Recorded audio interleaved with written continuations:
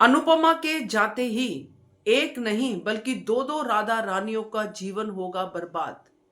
नहीं बचा पाएगी वसुंधरा कोठारी अपने परिवार की खुशियां। नमस्कार दोस्तों, स्वागत है आपका आपके अपने चैनल हंग्री स्पिरिट्स में। हंग्री स्पिरिट्स देख रहे सारे दर्शकों का मैं अंजू शर्मा दिल से स्वागत करती हूं। प्री कैप बहुत ही बढ़िया वाला था, जो आपको साफ साफ दिखाता है कि आगे की कहानी क्या होने वाली है। अगर आप एपिसोड और प्री कैप को मिलाकर देखते हो तो अनुपमा का यहां से जाना लगभग तय है। कोई हत्या ना हो, कोई मरे ना, तो अनुपमा डेफिनेटली जाएगी। तो अगर अनुपमा जाएगी तो जो पंडित जी ने कहा है, क्या वाकई वो अनुपमा के लिए कहा है? तो बात करते हैं, क्योंकि यहां पर साजिश की बू आ रही है। और ये साजिश वसुंधरा कोठारी की समझ में तो आएगी नहीं, क्योंकि वो वसुंधरा है जो अनुपमा के हमेशा अगेंस्ट ही सोचती है। उसमें वो नहीं सोच पाती है कि मेरे परिवार को बचाने वाली सिर्फ अनुपमा ही है।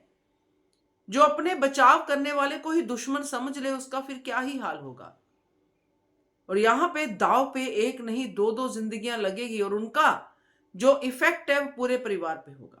चलिए चर्चा करते हैं। पहले वही निवेदन, जिन्होंने अभी तक चैनल को सब्सक्राइब नहीं किया है कर लीजिए, साथ में दोस्तों बेल आइकॉन दबाइएगा ताकि आपको हमारे वीडियोस के नोटिफिकेशन मिलते रहे।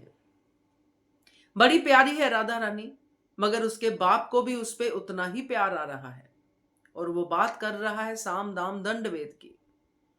अब ऐसे लोगों को क्या चाहिए होता है? ऐसे लोगों को चाहिए होता है रास्ता साफ, और उसके रास्ते का सबसे बड़ा रोड़ा अनुपमा, जो खुद ही लंदन जा रही है।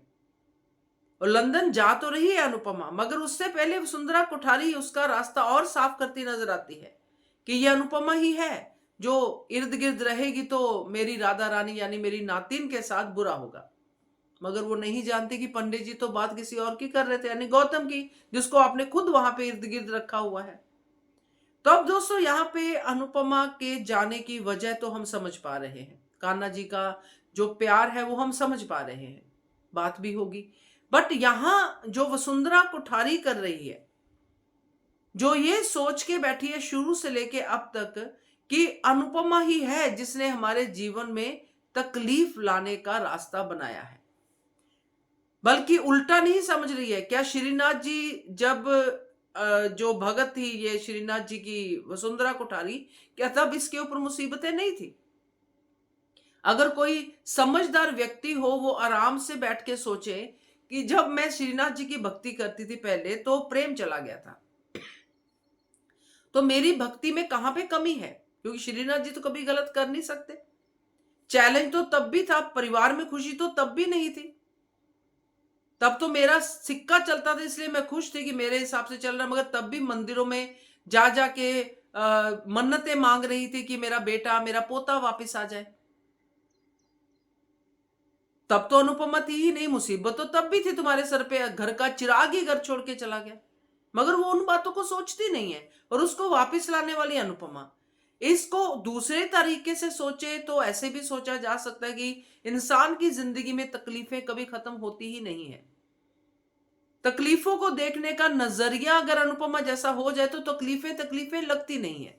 मगर ये अनुपमा सोचती है, वसुंधरा नहीं।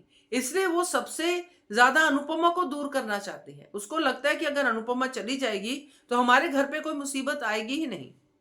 मगर ऐसा तो नहीं है ना, कि मुसीबतें तो इससे पहले भी थी जब अनुपमा इनके घर पे नहीं थी।